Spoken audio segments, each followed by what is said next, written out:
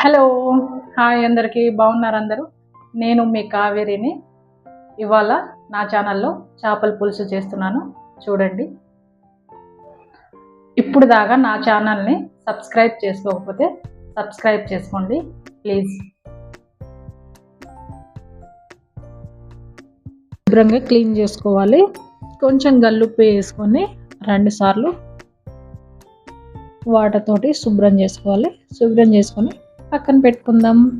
ఇప్పుడు ఒక కడాయి తీసుకొని కొంచెం ధనియాలు, ఎండుమిరపకాయలు, జీలకర్ర, వామ, చెక్క, లవంగాలు వేసి ఫిష్ కర్రీ కోసం మసాలా అయితే రెడీ చేసుకుందాం. మసాలాలన్నీ ఫ్రై అయిన తర్వాత పౌడర్ చేసుకుందాం. ఇప్పుడు పౌడర్ చేసుకున్న మసాలాని ఫిష్ ముక్కల్లోకి వేసుకుందాం. ఇక్కడ నేను 2 స్పూన్లు అయితే వేస్తున్నాను. కొంచెం ఉప్పు,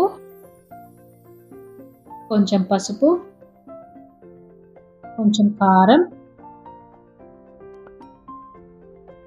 కొంచెం ఆయిల్ పోసుకొని ముక్కలకి మసాలాలన్నీ పట్టేలాగా బాగా కలుపుకోవాలి.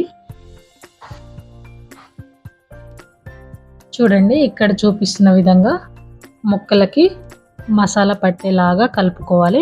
ఇప్పుడు కొంచెం కడాయిలోకి ఆయిల్ పోసుకొని కట్ చేసుకున్న ఆనియన్స్ని వేసుకొని ఫ్రై చేసుకోవాలి. ఎక్కువ ఫ్రై చేసుకోవాల్సిన అవసరం లేదు, కొంచెం ఫ్రై అయినా చాలు. ఫ్రై అయితే అయిపోయింది. ఇప్పుడు ఈ ఫ్రై చేసుకున్న ఆనియన్ని పేస్ట్ అయితే చేసుకొని పక్కన పెట్టుకుందాం. ఇప్పుడు అదే కడాయిలో కొంచెం ఆయిల్ పోసుకొని హీట్ అయిన తర్వాత సన్నగా కట్ చేసుకున్న పచ్చిమిరపకాయలు వేసుకొని ముందుగానే ప్రిపేర్ చేసుకున్న ఆనియన్ పేస్ట్ వేసుకొని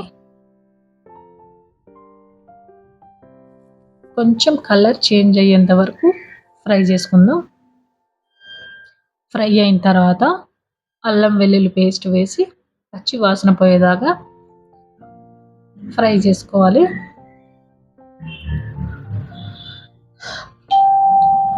ఇప్పుడు ఇందులోకి టమాటా ముక్కలు వేసుకోవాలి. టమాటా ముక్కలు మగ్గడానికి కొంచెం సాల్ట్ అయితే వేస్తున్నాను.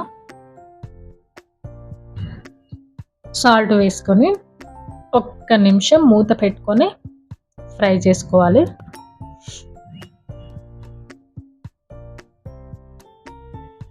మధ్య మధ్యలో కలుపుకుంటూ ఫ్రై చేసుకొని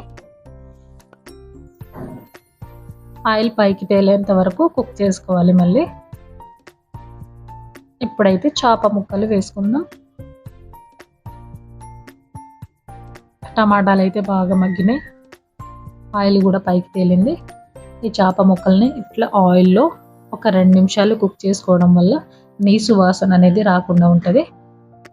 ముక్కలన్నీ వేసుకొని ఒక 2 నిమిషాలు లో ఫ్లేమ్లో మూత పెట్టుకొని కుక్ చేసుకోవాలన్నమాట. ఒకవైపు కుక్ అయిన తర్వాత ఇంకో సైడ్ తిప్పుకోవాలి. ముక్కలు విరగకుండా జాగ్రత్తగా అయితే తిప్పుకోవాలి.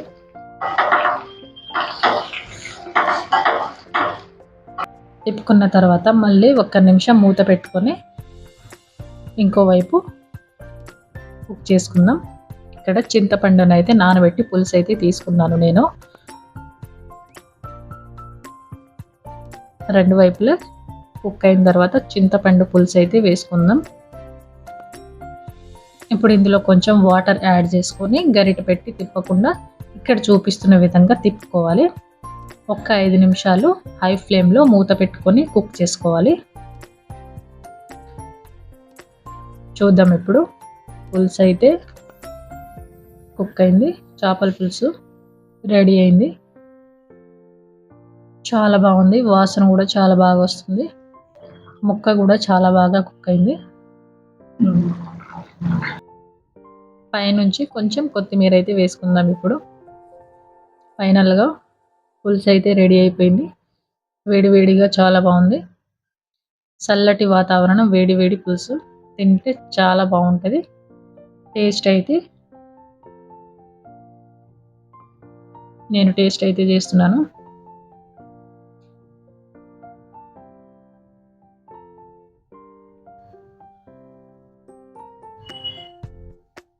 చాలా బాగుంది. సూపర్గా వచ్చింది. మీరు కూడా మీ ఇంట్లో ఒకసారి చేపల పులుసు ఈ విధంగా ట్రై చేయండి.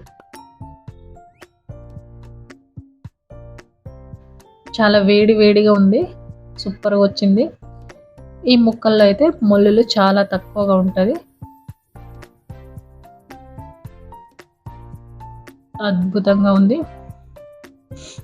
Okay, bye.